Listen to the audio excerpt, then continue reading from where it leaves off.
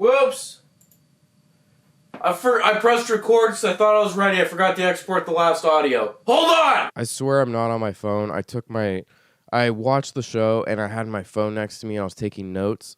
I was taking them on my phone. And I swear I don't have a cold or coronavirus. I don't know what's going on with my nose today. It sucks, man. It's probably because I lost an hour of sleep because, I don't know why we do that. I've looked up the reason a bunch of times and I just forget about it. You know why? Because it's stupid. I'm Ryan with Reviews from the West. Very sleepy. And we're going to be talking about what you already came looking for, which is the Castlevania Season 3. I'm so tired! Castlevania Season 3 Netflix show review.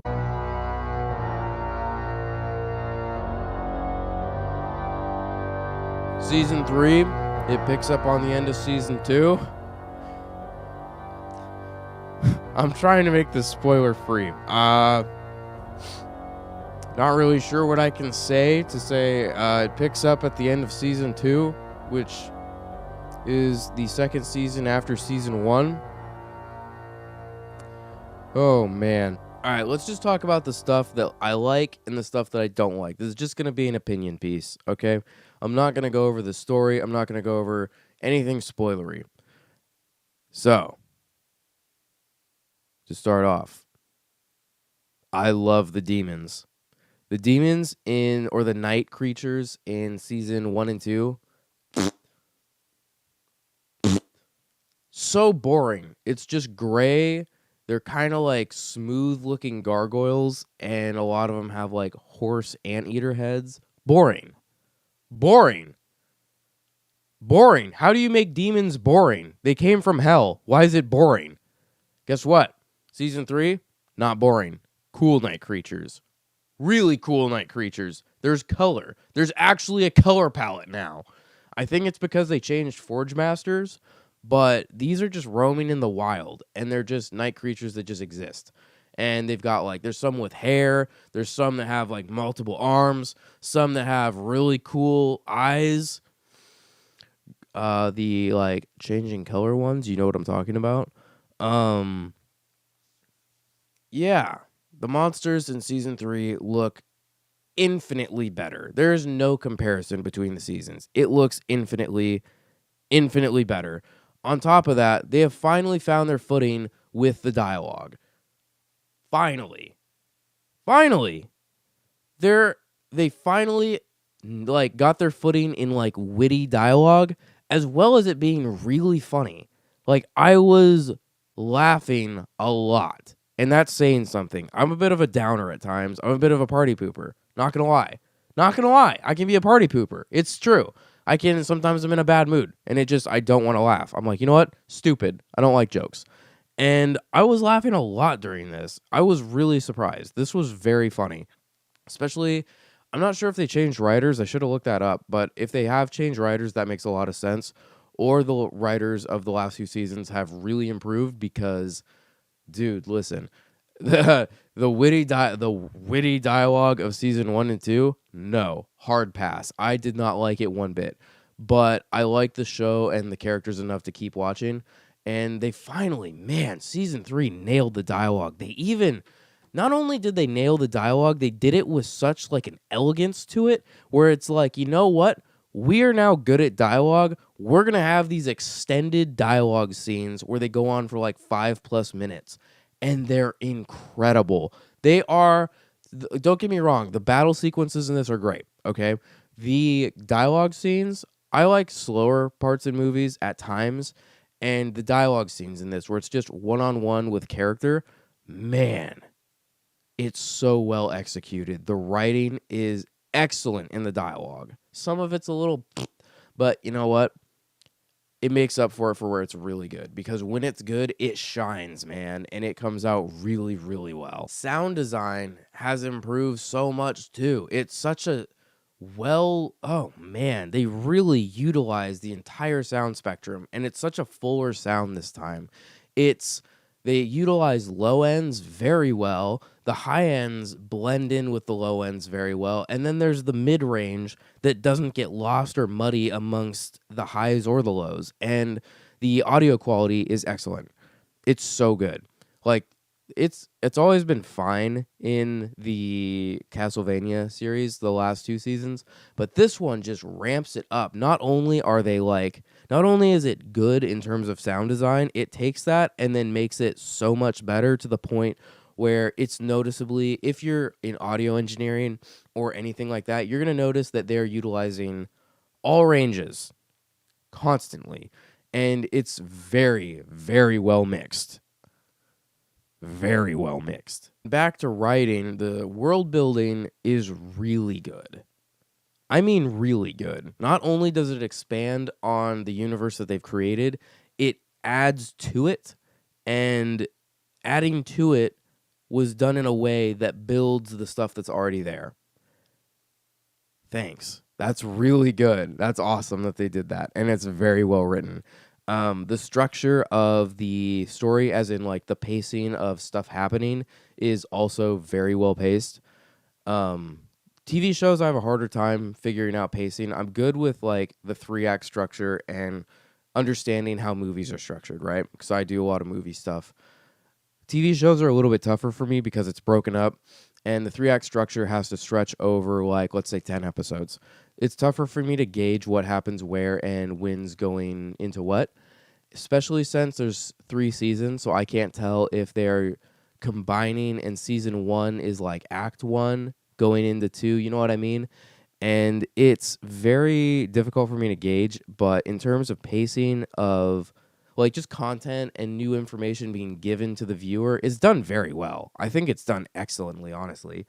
And the story itself is very good. It's how can I describe it without giving anything away? It builds on what was there and absolutely adds new things to it. And dude, the new stuff, whoa.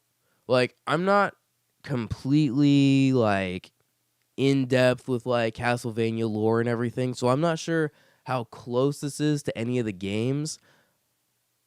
It feels nothing like Castlevania at this point to me, but novice Castlevania guy, I only remember the side-scrolling ones, like the really old ones, and I didn't play much of those.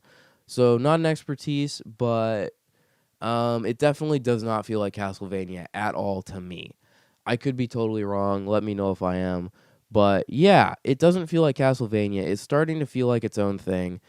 And by doing that, they have stopped focusing so much on story, like characters. Let me, very light explanation. There's a huge difference between story and character story, which is story is a character is trying to achieve a goal. Like, character has a hindrance. He has a problem and he wants to fix it. That's the story. Necessarily, that sounds like it's about a character, but the original seasons were very much, it was a character in a situation that was doing something. That's not necessarily a character story. It's more of a random person in just a floating plot, which isn't great writing. This really fixes that, and it makes it about the characters. And the characters have the story, meaning that the character development is great. Trevor Belmont, dude, whoa! Like, he progressed so much. Thank you so much. What's her name? Siberia? Syphilis? She is, oh man, dude, they gave a lot of depth to her. And I never saw her in this light, like the way they're portraying her now. I never thought of her in that way. Like, it totally makes sense the way they took her character, but I never would have expected, like, wow, that's totally that character. And it worked for me a lot. As for Alucard, he was also taken in a direction. I'm so sorry that my sinuses sound like probably disgusting on mic. I don't know what's going on. I probably have the Carnita virus. I don't think everyone's going to like his plot so much, and another character's plot so much. But there's one character that was kind of there's one character that's kind of cliffhanger on season 2, and man, that character has become my favorite in the whole show. Forget Trevor Belmont, forget Syphilis the mage, and forget Alucard. Nah.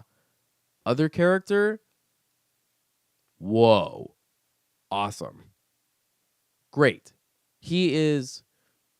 That character was the most interesting person in the entire show to me. And the character was not that interesting to me in season 2, but man, did they up their personality and just who they were, and man, it was good. Also blown away by the battle sequences. Dude, okay, this is going to be one of those animes that everyone is telling everyone to watch in like 5 years. It's going to be like, dude, listen, season 1 and 2 were fine. Season 3, stick it out for season 3, because the battle sequences, the visuals, and the concepts that are happening are incredible. It ramps it up to 10 later in the show, and I was absolutely addicted. I could not stop smiling. I was rewinding bits to watch them again. It was so good. It was so good. Seriously. Oh man, just thinking about them are so cool. There's some bits where, I don't want to spoil it. It's so cool though. And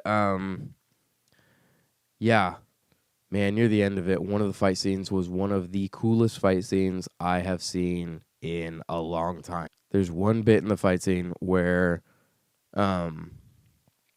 it's just I got very heavy Junji Ito vibes, and oh man, it was good. It was real good. As for the downsides, I do have them. It's only one. No, it's two. And they're both pretty big. Let's start with the frame rate of the characters. I don't know what's going on. I don't know if they attempted to make it cinematic and have the frame rate like 23.9 or whatever. It looks awful. It really looks awful. I would argue that it's not even my opinion that it's awful. I would argue that it just looks bad in general. Unfortunately, it looks fine in like conversation scenes. They look great. But when it's there's certain like fighting, you'll notice them when you see them. They're very well structured and very well animated. The only problem is the frame rate looks, as an editor, it looks like they rendered it at the wrong frame rate. I know they didn't do that, but the style that they've done it in makes me feel like it's incorrect.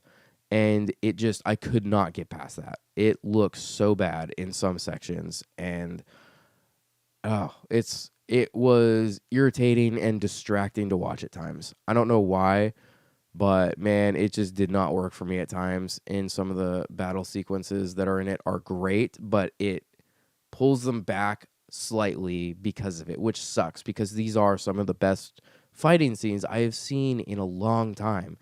And I am very particular in what I want in fighting in anime. This is as good as it gets visually, but the frame rate just pulled it back for me, unfortunately. But even with it being pulled back as far as it was, I still thought it was some of the best fighting scenes I've seen in a long time.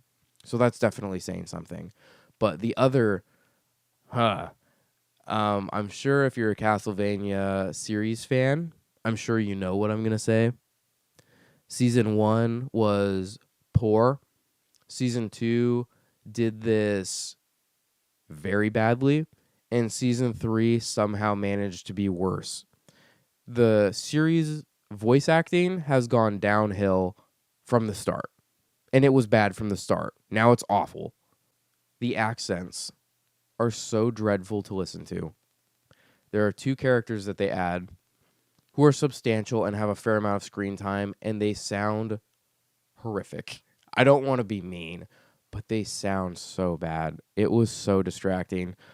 Oh, man, my girlfriend was constantly mocking them. I was constantly laughing, and it was very bad. And then there are a few other characters who sound horrible. And then there are a few other characters who sound completely out of character when they're talking. even though you just found out who they were, you're like, that's instantly out of that person's character just because they don't sound accurate in any way. So, yeah. Other than the voice acting and the frame rate during the fighting scenes, this is excellent. This is one of my favorite animes in recent memory. And I've been watching a lot of anime lately, so that is also saying something. So Castlevania Season 3 is stellar. Definitely check it out. Please check out Season 1 and 2 to get the build up. To be completely honest with you, you don't need Season 1 and 2. I don't, in my opinion, you don't need it. The way that the world is built up in this one, in Season 3, you could pick it up now and not miss out on much because they cover a lot of it throughout the season and it could be seen as like history. And I don't think it's a problem to not see Season 1 and 2. But if you do see Season 1 and 2, you will get a lot more. And I would recommend watching all the seasons, but if you're just going to watch Season 3, hey, go for it. It's so good. It's absolutely worth it. Worth checking out. Yeah. I love it, and I really want to watch the whole series again. That's how good it was. So that's my opinion. I think Season 3 is excellent. I think it's worth checking out. I think you should check out the whole series, but Season 3 is definitely a banger. So check it out. I'm Ryan with Reviews from the West. We'll see you guys in another movie, TV, comic, video game review in the near future. See you guys.